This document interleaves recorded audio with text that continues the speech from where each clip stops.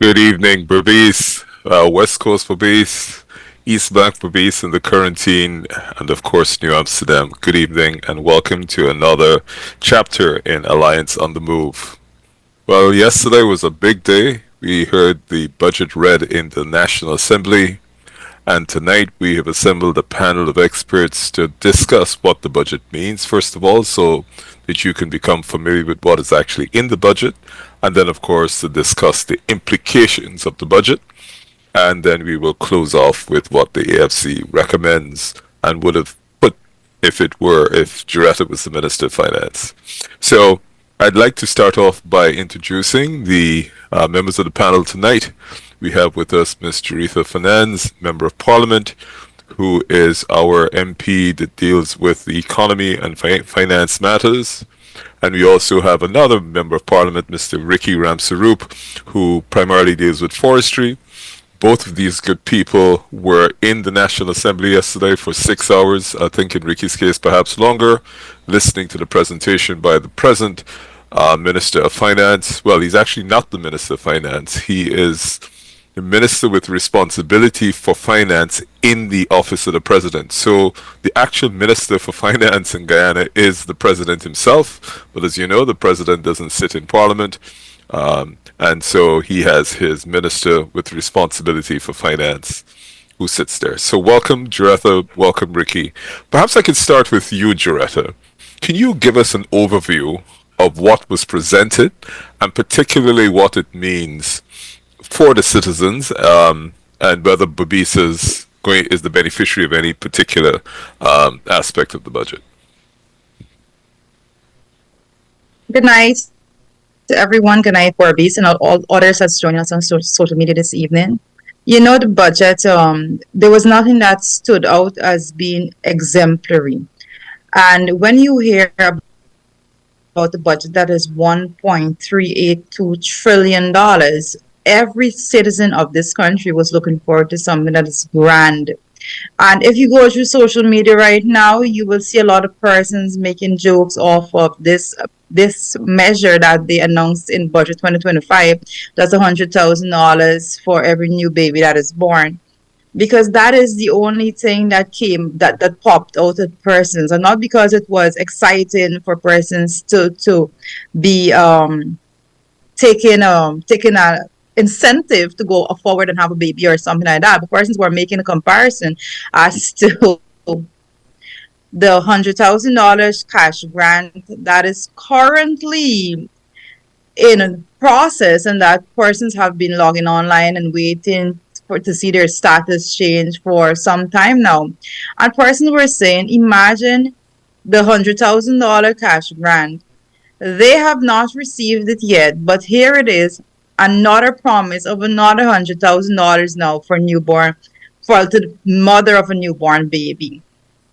And it begs the question as to what the government actually has in plan. Now, Mr. Hughes, one of the things that you should be reminding persons is that when you spoke about direct transfers, the PPP, particularly the vice president, came out and said, this is not going to work, and they were not in support of this. So it's quite strange that they're even on this topic right now. But the budget 2025 overall did not have anything that would jump out at you to say, well, this is new, this is good, this is excellent. They tried their best to put in something, and they got as far as moving the income tax threshold to 130,000, and persons would have known the AFC had made it's a call since prior the announcement made yesterday. The AFC had already put out some measures there. One of those measures is asking for that to be raised to $200,000. Because when you look at what can be done with the Guyanese dollar, or $1,000 if you want to go so far, you understand, and particularly you understand the persons that are within that income bracket, and you want to do your best to make sure that you put more disposable income into their pockets. And we did not see much efforts being made in this direction. Again, the budget was capital intensive. 53 point something percent of the budget is going to capital work. And again, Ms. Hughes, one of the things we're noticing is that a lot of focus is being made on things that were announced in prior budgets. even when it comes to infrastructure. Even when it comes to infrastructure, the government had repeated projects, and I keep repeating on all the shows I'm doing since yesterday to now. The Bartical Stellan, because that's a startling example for me. They came and met that project halfway completed, and they're still announcing it in budget 2025 because it's not completed as yet. They continue to make promises. Mr. Hughes, I know one of the things that persons are so interested in is reliable electricity. And when it comes to that, the persons in Borbis, you would know Power Ship is right out there. What is going on? Blackouts are still here. Yet the people came to the National Assembly, and the only measures, they had two measures in place when it comes to making sure that you get a reliable supply of electricity. Guess what they did? The first thing they did was to say that, oh, you will have a reduction in the supply, in the cost rather, of electricity by 50% once the energy project is completed. That's one of their measures. That's how they're dealing with What's the electricity use. estimated That's a date? promise to you. What's the estimated date for the gas to energy project to be completed? Well, beautiful question. They never ever pin themselves to any timeline. And you would know even when they pin themselves that timeline, they would move that timeline backwards. So what they do in effect is that if they know this thing is going to take 2 years, they're not going to come out and say to the citizen, oh, well, this is going to take 2 years to be complete. They're going to come and say, oh, it's be completed in 6 months. And then they're going to come at the end of that and say, oh, we had a little bit of a delay, and so we have another 3 months. And they knew from the beginning that there was no possible way for it to be completed. They Can I they, just stop they you like there? to Can present I a pretty picture. Yes. Yes, can I sir. ask you this question? Is the gas to energy project likely to be finished before the term of office of the PPP? Definitely not. Definitely not. So Definitely effectively, not. So that 50% reduction is a non-factor. it's not happening.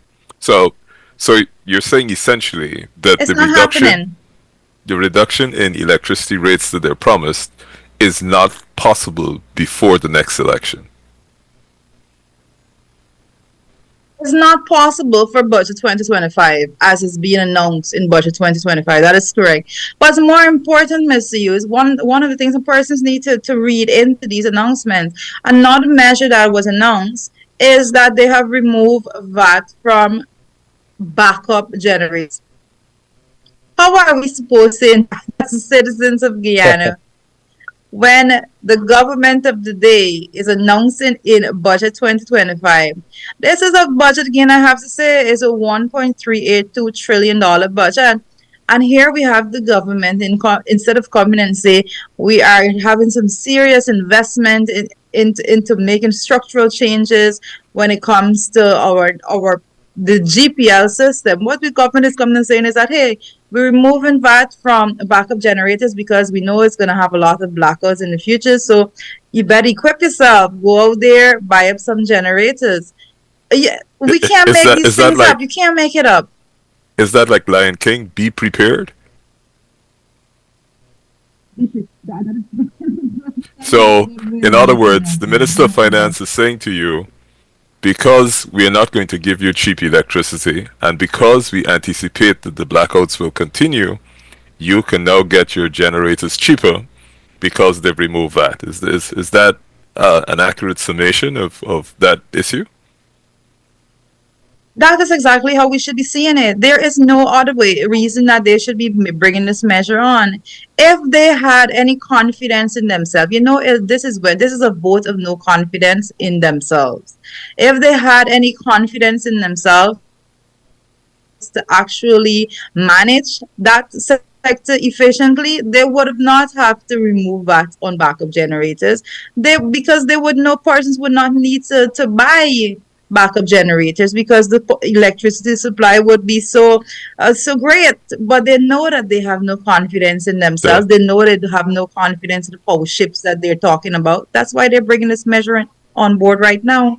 And just before I go to Ricky, the other thing is, if they're expecting blackouts, it means that more foreign currency is going to be consumed buying backup generators, which really ought to have gone to something else. So there's going to be more pressure on the foreign currency. It's probably going to affect the rate, but we can come back to that. So, Ricky, you Definitely. sat there for 6 hours. Thank you, Jaretta. You sat there for 6 hours. Give us your take on the budget. Thank you, Nigel. And I want to say good evening to our viewers, listeners across Guyana. And I know everybody was excited to know what was happening yesterday, and they expect something for themselves and in their pocket for this 2025. Given in the context that the economy last year grew by 43.6%. And it probably they come to the context of saying that it's the fastest growing economy in the world. Um, it is quite shocking to know that people were disappointed. There were so much disappointed and disappointment people across this country because when you look at what was given, um, when you look at what was given, like so let us use for example the income tax. It's just increased by $30,000. All right, you have to know now the percentage of person. Can you explain that to our listeners when you say income tax only increased by 30,000? Right, so the income tax threshold is that if you earn 130,000, or let's say you earn 200,000, 130,000 of that money will not be taxed. So Above, well, so for above, the people in Berbice, if I just want to ask you this, if you're earning 130,000 or below, you don't have to pay tax. Would that be correct? correct. Right. Sorry, please continue. I just wanted that so that our listeners understand what it means. And what was the threshold before? And the threshold was 100,000, so it's So increased they've by only increased it by 30,000. right. Right. So, Continue, so, please. so the benefit that you have to ask the question: what is the percentage of person earning that money to benefit from that? That is where the questions got to come, right? Can I jump in again and forgive me? I heard the leader of the opposition last night, Mr. Norton, saying that recently the president had increased, I think it was the joint services to $130,000, their income to $130,000, which means effectively now they won't have to pay tax. But has there been a net change in their position as a result of this increase in the threshold? Yeah. So absolutely. So Nigel, if I go to tell you more about the adjustment, what it means. Please forgive me for jumping in. No, that's okay because what I'm trying to get here and the message is the percentage of Guyanese that will be benefited from each of these measures that they put in place. And this is where the people across the country have to understand because when you said that you're going to give a $10,000 per child for parents per child, that is going to be a parents for tax reductions for parents who have child at $10,000. How many persons? What about the single parent? Those parents who know those don't have any children. What about those persons who have not married? Those kind of stats we got to look at to know the percentage of persons who will be benefited from such a measure. And this is where they are putting a mega increase to the citizens of this country. The citizens of this country are secondary, and their friends and family and the favorites and the flatterers are the ones important. And they do it through what you call putting a big lump sum again in the infrastructure service, this infrastructure ministry in this country. And that is what they are doing. So perhaps we could compare, and this is both to you and Jureta. I understand that the capital allocation for roads and bridges infrastructure is 209 billion, and the budgetary allocation for cost of living is 9 billion.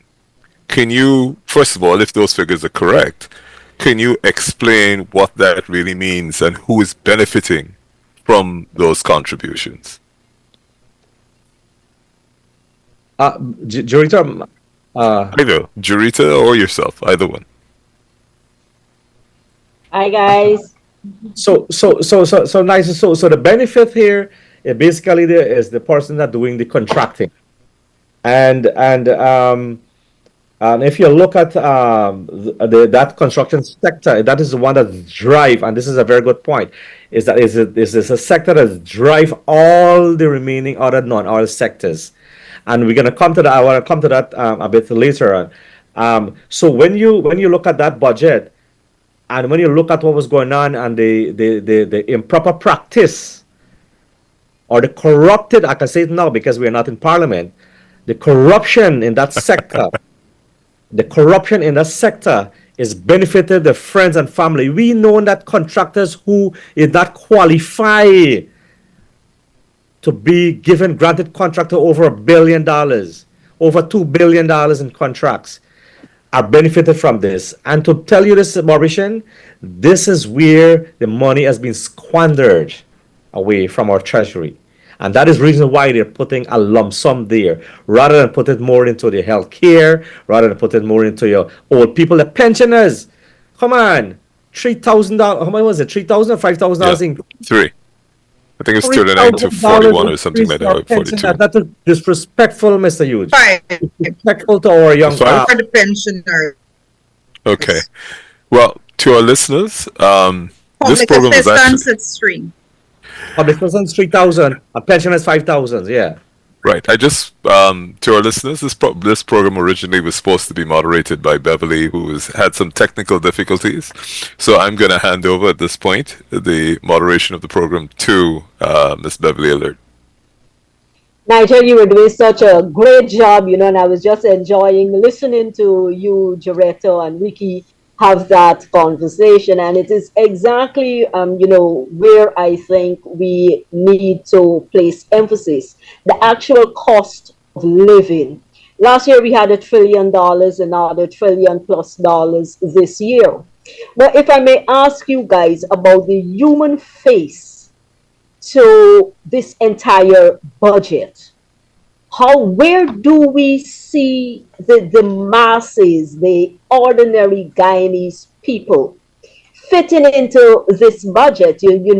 I wear these lovely earrings here this evening, made by an ordinary guy. I picked it up at the Christmas village at the end of last year. But artisans, ordinary Guyanese, where do they fit into budget 2025?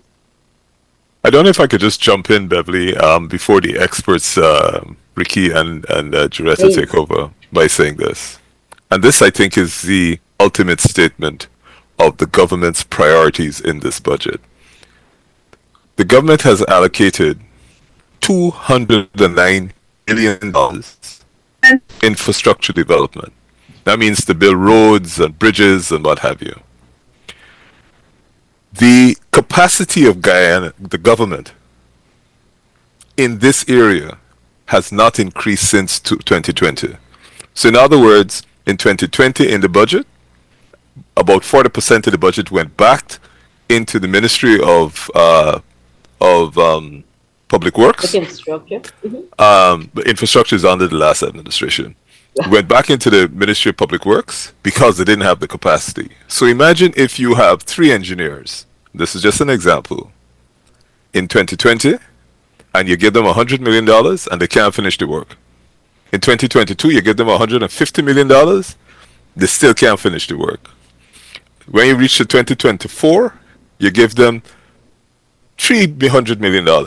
There's no way they can finish the work. But what it says in terms of the government's priority is that it is more concerned about infrastructure which it cannot deliver, then guess how much it gives to cost of living? And that's the bottom line about what you were asking. Cost of living, which is intended to bring down the cost of goods and services when you go in the market and you buy your essential goods, when you go to buy school uniforms, etc., etc. All of that, it goes into cost of living. The government has given the population of this country $9 billion. So in other words, they have given the contractor class, and you know who the contractors are in Guyana. The contractors are not the cane cutters. The contractors are not the civil servants. The contractors are not the policemen. The contractors are not the nurses. The contractors are not the teachers. The contractors are not the doctors. They have given that small group of people who get contracts, like the Tupui company that got a contract to build a pump station when it had never even built a full coop in its life. They've given them $209 million. And for cost of living, which all of us are complaining about, they have given $9 billion. So they have given the contractor class 23 times more money than they have allocated to bringing down the cost of living. And when the contractor class gets that $209 million, what do? They do a couple of things. They either build houses, buy more property, but most of them take that money and ship it out the country. So how do they do that? They have to buy foreign currency. So the foreign currency which should be going to um, provide essential goods and services, you now have to battle with that. The demands for that have to compete with this class of exceedingly rich people who are buying up the foreign currency to take it where? Overseas, to develop whose economy? Not Guyana's economy, to develop some other economy outside of Guyana. So you understand that the government has made it very clear. I think that's the clearest statement that we have received from them on their priorities. They are only interested in the contractor class because they want to build bridges and roads. And you know right now that they haven't built any new roads, in terms of the new places.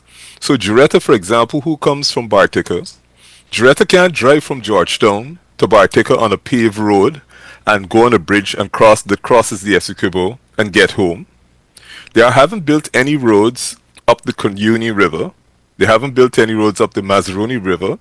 You cannot drive and get to anywhere in Region 1.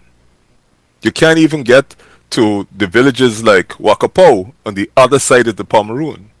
And the traditional thinking is that when you're building infrastructure, you build roads to where your resources are so that you can move your resources to the port for export purposes so you can earn foreign currency. Most economies, especially economies in like countries like ours, are driven by the fact that they have to make foreign currency.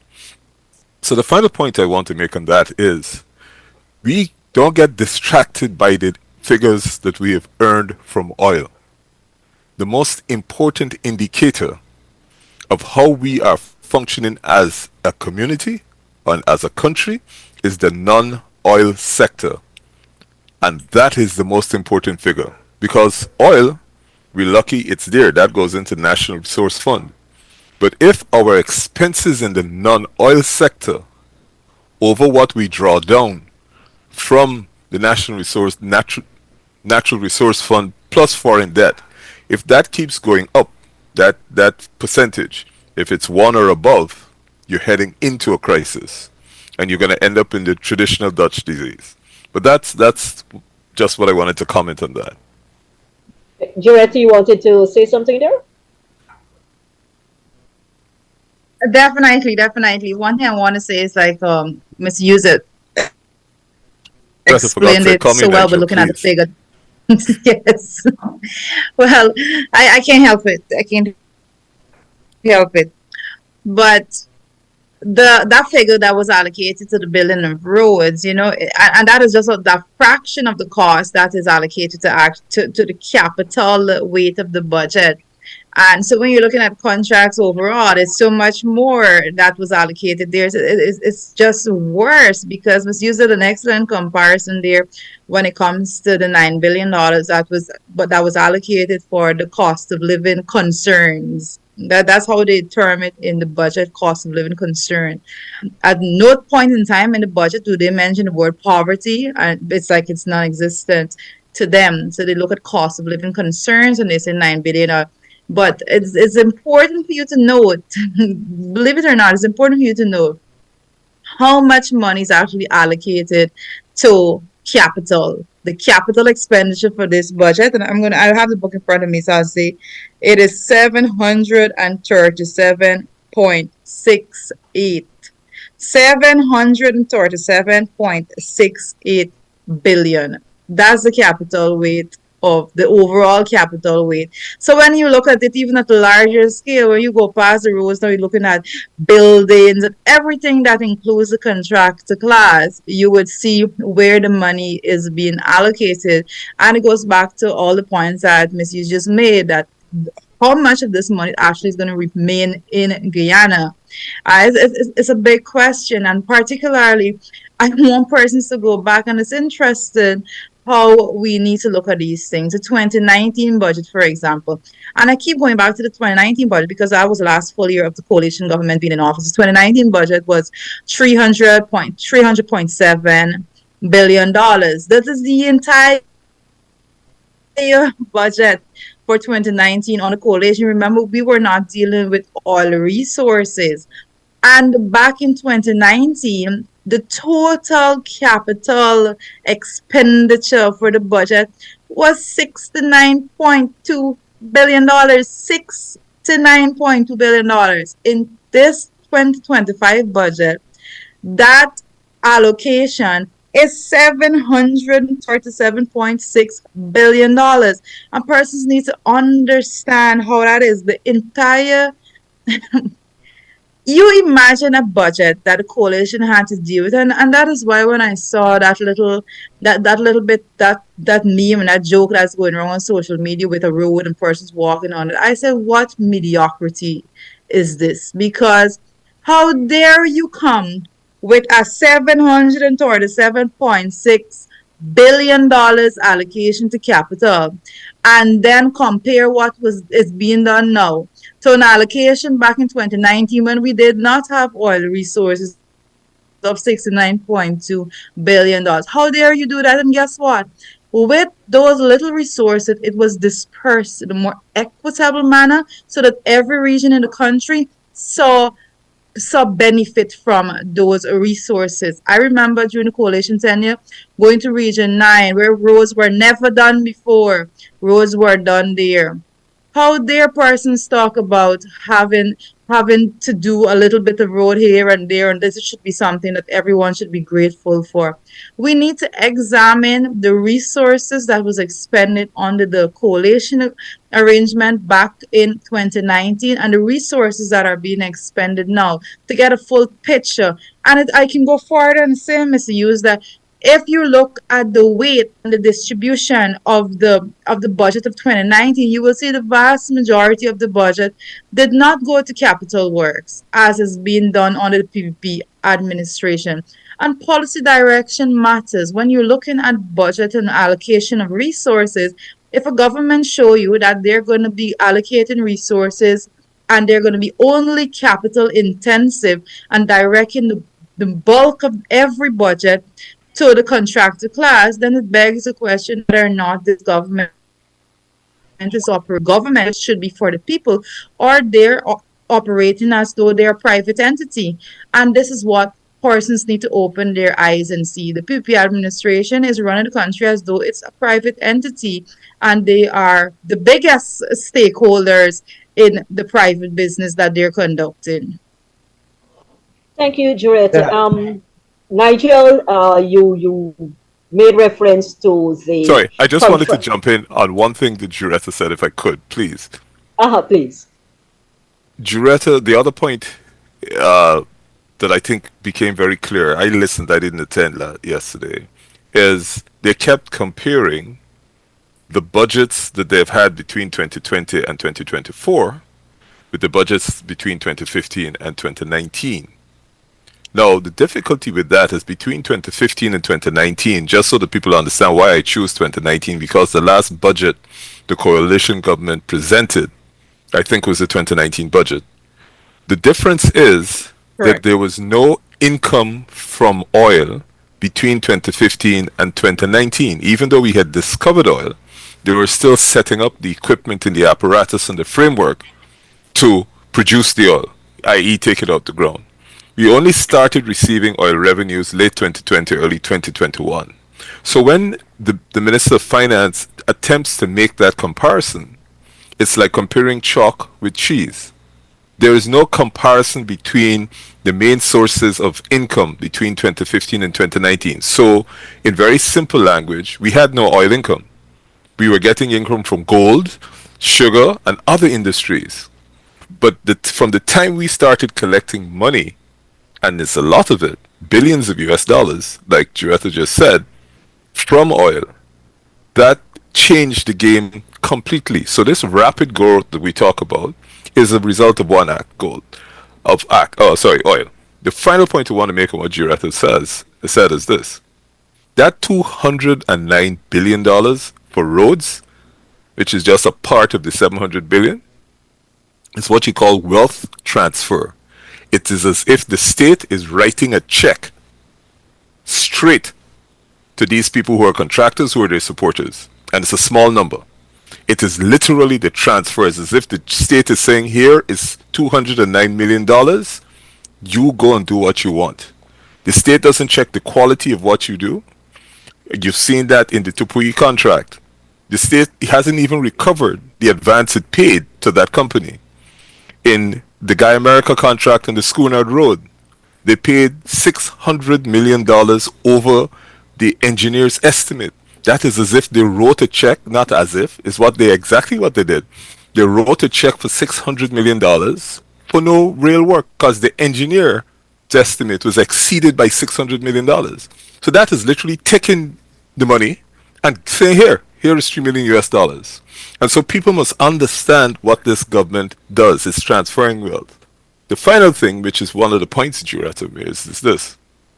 The People's Progressive Party comes from a history of putting working class people at the top of its agenda. It has always, its founder fought for sugar workers because the whole idea was that the working class had to experience a better level of socio-economic development, fancy word, which means that their circumstances, the poverty in which they lived, the hard grind work of cutting cane and going home and all the other challenges they had, like alcoholism, abuse, etc.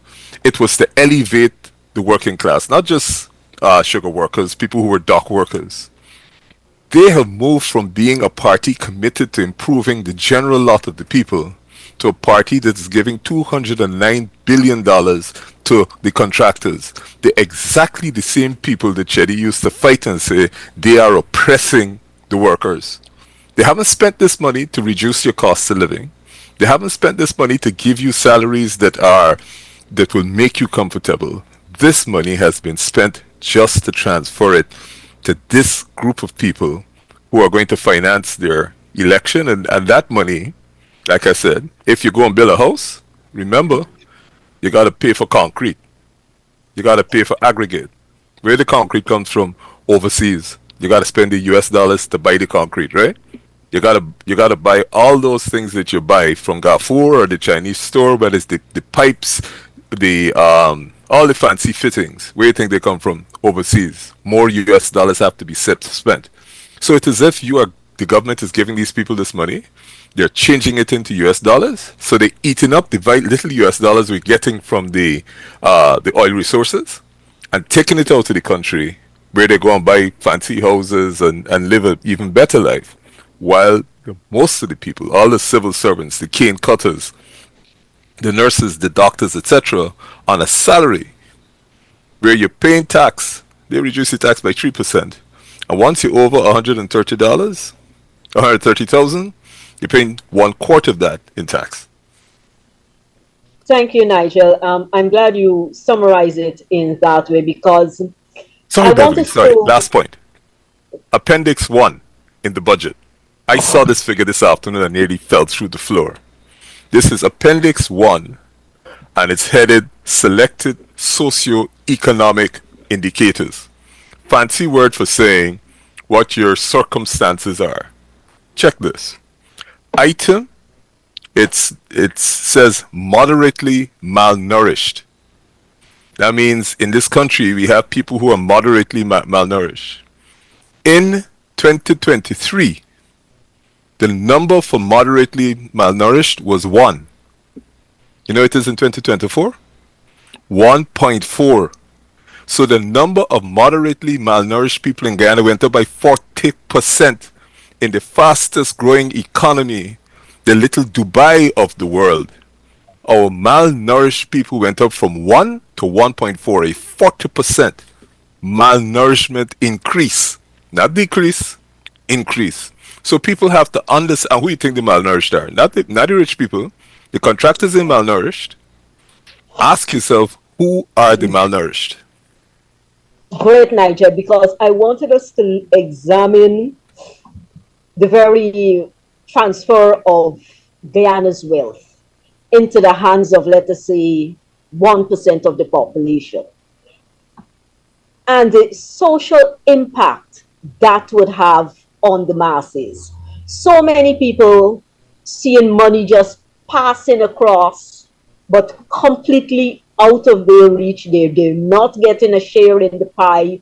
What do you guys think would be the impact of that?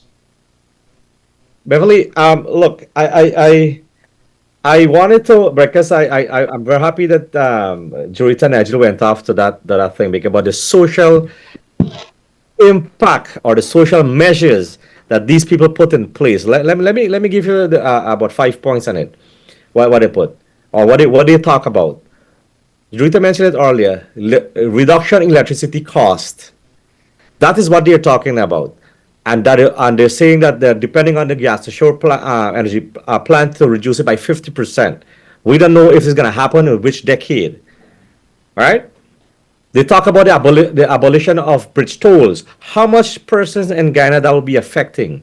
And how much that will be coming from the people pocket?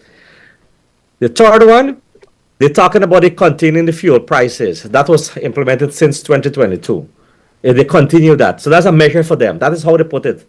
They talk about the freight charges, which started something 2021, 2022. They had that implemented. That still continues. But yet when the independent persons, the private people increases their freight charges, it still affected us here because it is 3-4 times more what you're paying for the product. That's how I'm paying for that right now. Then they talk about continuation of a part-time job program. You know, the 10 days workers. And let me talk about that in Barbies because I think I just got a message this afternoon that I shared that video with that woman. I suspected I did that because what complaining that she didn't attend the meeting as a 10-day workers and because she didn't attend, it take out $4,000 from her money, right? So I posted that as called a sham, the sham. Right? So I got a threaten on my phone I got to respond to. But I'm just telling you that these are the conditions, what they think is good in the social for the people in the country. And when you're looking at percentage wise, that how much person will be benefiting from this is very small. They have to, I expect them to come up with measures where it has been equitable distributed in benefit across the country in all the divides. Then this we were talking again. They come in again now talking about cash draft. I mean, thanks to the Alliance to Change that interjected them to saying that a one-off. So they changed the word from one-off now to a continuation now in the cash grant. And then they move it to the pregnant those mothers that were giving birth. We don't know the percentage of that. They're talking about the pensioners them, which is about 76,000. Just $5,000. What a shame. That is what they're telling our people in the country, in the fastest growing economy in the world, where we had, and I'm happy so Joetta put that budget, a comparison. If the infrastructure budget is 209 billion, and we in 2019 did 60 something billion in the capital overall. This is one sector that is two times more. Sorry, 3 times more of our entire capital budget in 2019. So the comparison that the senior minister is making is not apple to apple. It's apple to orange, or as Nigel says, chalk to cheese. He's absolutely right. Because you can't compare, and that's the reason the first 2 minutes I want to walk out of Parliament, to be honest with you. Because if you're going to be comparing an economy from a 2015 to 2020 and 2019, and one from 2020 to 2025 five now, you are not doing yourself justice. I feel like a bright boy when you come if you're going to make such a comparison. I just want to Michael, you add, want as to we respond talking here? to Babis, as we talking about Babis, you know that this year they produced 40 something tons, 40 something thousand tons of sugar. Yes, yes. You know what they have said? That their projection for next year is that sugar is going to increase production by 115%. That means sugar not just going to double, it going more than double with a little piece. If you're in the sugar industry and if you are working in the sugar industry, you know that the sugar production has dropped every single year to its lowest ever this year. And these people are saying to you that you're going to see improved production from Gaisuko by 115%. And then they go on to tell you it's going to be a result of mechanization. Well, mechanization means to you is what? Less work for you because the machines are taking over from you. But the fundamental issue there is how are they doubling production in 1 year when for the last 20 years nobody has been able to make Gaisuko even break even. Yeah. Beverly, they talk about But on that point, Ricky, go ahead, Julita. if I can just make one point on just an addition to what Miss you just said, Guy Suko, the Minister of Agriculture, actually reported to the subcommittee, Service the Committee. Economic Services Committee of Parliament, the subcommittee of the Parliament, that Gaisuko is now 40% mechanized. And it's important to note, and I keep asking him the question, and he can't give me a straight answer. When I was questioning him, I'm asking him what percentage of the workforce was affected by them mechanizing 40% of the company. And he basically refused. He said, "Oh, none was affected." That's not possible. You cannot tell me that you mechanized 40%, but it didn't affect the workforce. And then they're trying to say now that even the production and the plummeting of the production numbers there is actually because persons are not willing to work in the sector. They're saying they're not getting people to work. And I understand completely. This is 2025. Persons are living in an oil economy. How could you go to persons in Barbados and say, well, we're enjoying the AC and the fancy cars and this and that, but you should go and cut cane. It Yeah. is ridiculous to think that in this year, in this economy, fastest growing economy, biggest GDP per capita, and all of that, and you expect persons to want to go and cut cane. Persons don't want that lifestyle for themselves and their families anymore. Persons want to actually people in Barbados and every other area that was engaged in this sector, they want a better life. They want to be able to provide themselves, their children, and their grandchildren with a higher standard of living. And that is definitely not by cutting cane. So we need to be honest when we're discussing this. We need to value the people of Barbados more than they are valued by the PPP administration. They deserve better. They deserve a better life also, not I just the think PPP ministers. I think Giretta just touched on a very, very important point. In general terms, there's no overall framework for the budget. It doesn't have an overall framework about development. But more importantly, and this is particularly for the people in the sugar industry in Berbice and in the country, we know that your life as a cane cutter, cutting cane manually has no future. And you cannot, in the digital age where everybody has a cell phone, every cane cutter child got a cell phone, to seriously expect people to go back into those fields with a cutlass and long boots and cut cane. That's how they've been cutting cane since slavery.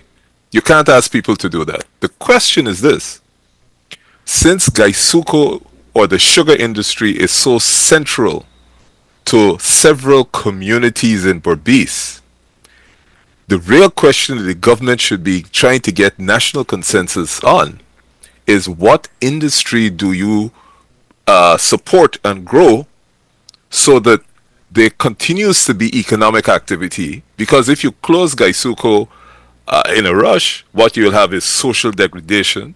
The village and the communities will go. Look how long the Europeans tell us that subsidies for sugar will not continue. We went and built this Skeldon estate, the Skeldon factory. What we should be discussing nationally is how we transform and, as best we can, protect these communities during the period of transition from an industry that doesn't clearly has not performed. Every year somebody comes and tells us we have the solution to sugar. The fact is it has not, it's just gone down to whatever the new industries are. That calls for vision. That calls for creative thinking. And it's not just in the sugar industry. It is what you're going to do with all those young people who are coming out of school unqualified. I can give you the government charts on that again, but the real challenge here is those communities where they're trying to tell people we're going to keep sugar. It's not sustainable. And you can't say to somebody on a cell phone today that they must pick up a cutlass and go and cut cane. So when they continue to mechanize, it means, as Jarita rightly said, what happens to those people becoming unemployed? Because they no longer have a job. So the sugar fingers might go up, which I think is impossible, but that will go up while several people are unemployed. And this is going to continue to be a national problem. Thank you, Nigel. Definitely, I want to make one point on the sugar before I forget. Sure. I forget. It's very important. In the coalition government, we had three, when we right size the sugar industry, we had three estates functioning. Three. There were iFlood, there were Lermont and Rosal. Right?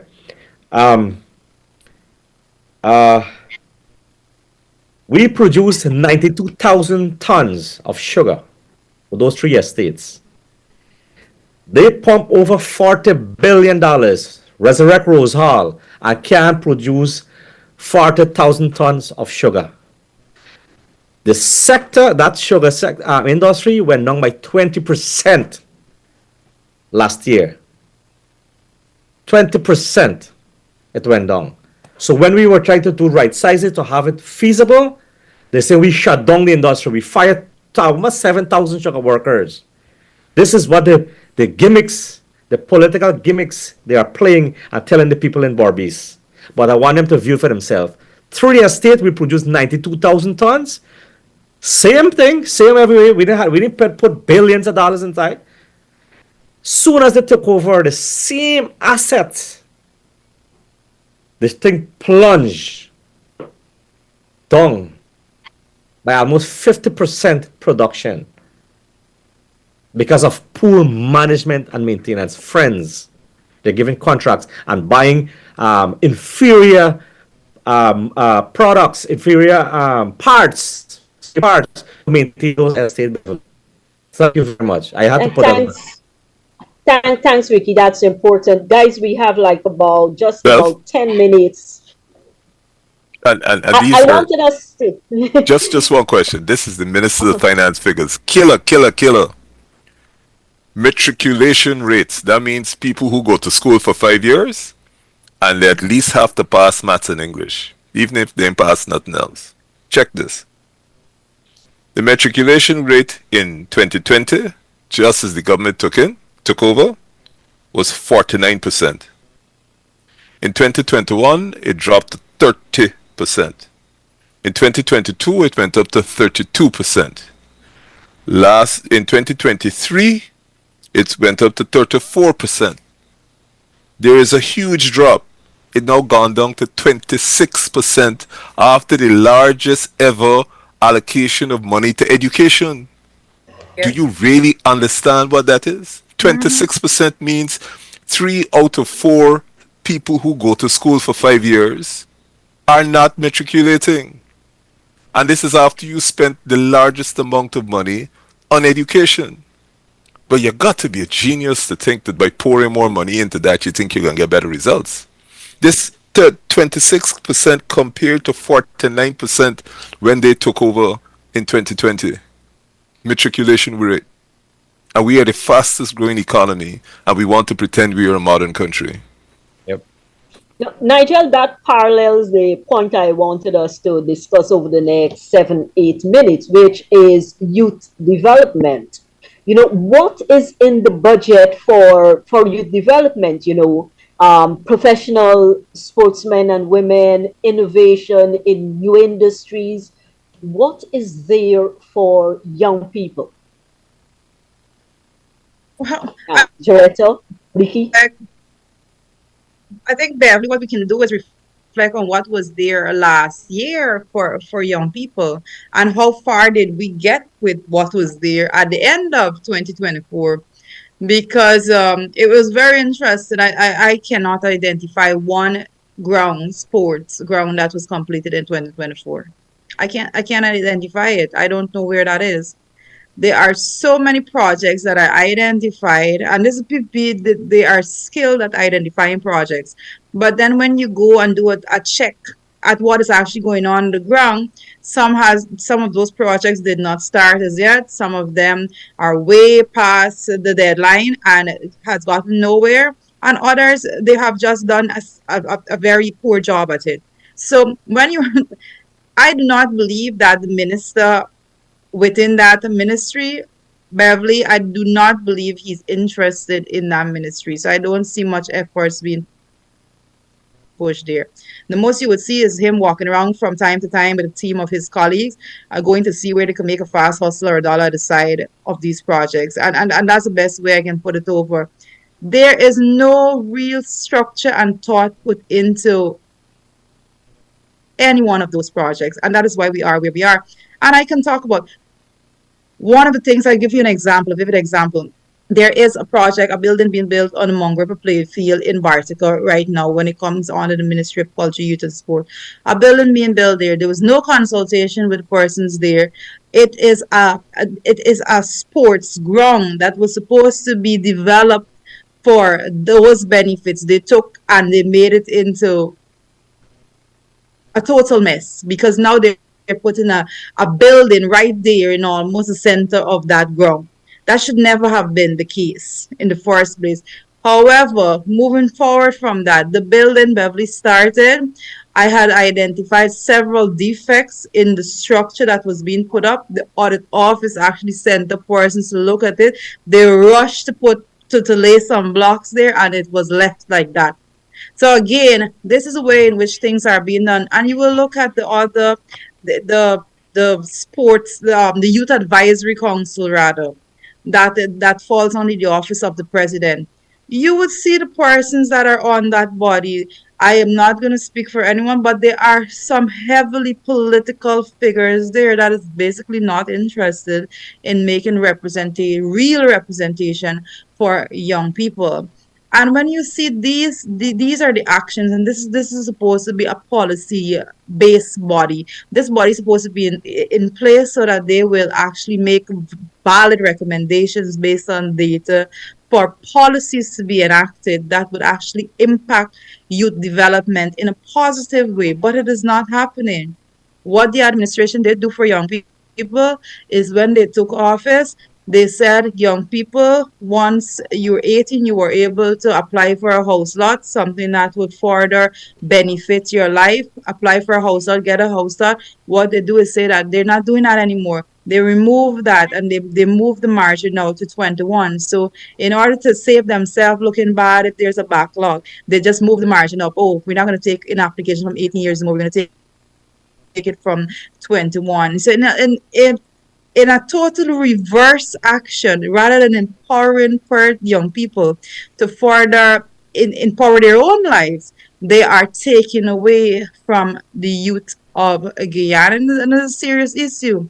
What they are doing, however, is that they're identifying a couple of young people in the various regions and various communities, and they are channeling revenues, resources to them to pick them out and say, oh, look, this one is doing well, oh, that one. And that is not any structure, that is not policy based.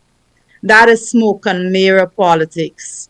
And we need to look at an overarching policy measure. I know Beverly, time is going, so I'm going to cut this short. We need to have an overarching policy measure that caters for every youth of this country, not a selected few. And we don't want a policy measure that a young person have to bow at the request of the PPP in order for them to be recognized and for their voice to be acknowledged. We want a system that is fair and equitable. I'll stop at that because I Bev, know I'm completely out of Nigel, time. I'll give you like Bevy, in about 1 minute, 3 minutes. the most important thing in sport is the individual, is the training for the youth. That's the most important thing in sport. Assuming that they were capable of finishing building those various stadia, all those grounds, assuming you finish all of that, unless you are investing money in the coaches, unless you are investing money in training, what use is it to have a fancy house? It is almost like the quarantine, where you see all those fancy houses and everybody migrate and gone to New York. The sports program in Guyana is a complete disaster because they have not spent any time on developing programs to develop the young people. Now, you can't talk about national development unless you have a very strong sports program.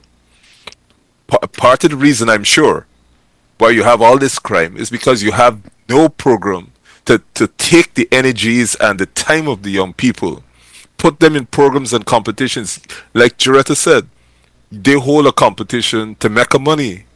The competition, we have no structure, for example, in football, from Pee Wee football all the way up to professional football, where people can actually hope and aspire that American scouts come down or international scouts come down, see the talent, hire it, and take them overseas. They get a scholarship, they get a degree. Some of the most disciplined young footballers I've seen come from Upper Mazaruni. Yet you would have thought that they had coaches that the government was going to pay to live in those communities and coach those young people so that they can graduate. They're always in the finals. No. Those kids do that because they look at videos and they train themselves. So sports is a complete disaster. And I ain't even come to culture, but we can deal with that in another program. And culture is not put on an Amerindian dance and put on a black people dance and put on an Indian dance and run up and down the culture center stage. That's crazy. The creative arts make millions of dollars. We don't even have copyright legislation. We don't even understand the cultural arts and how important it is for national development. We have this basic approach. You know, if we put an Indian, we put an Amerindian, we put an African, we put a Chinese, and all of you hug up and kumbaya, kumbaya. That's not culture. Certainly not in 2024. But I think I eat up my 3 minutes. Ricky, I will give you 1 minute to close. Yeah, look, there are so many.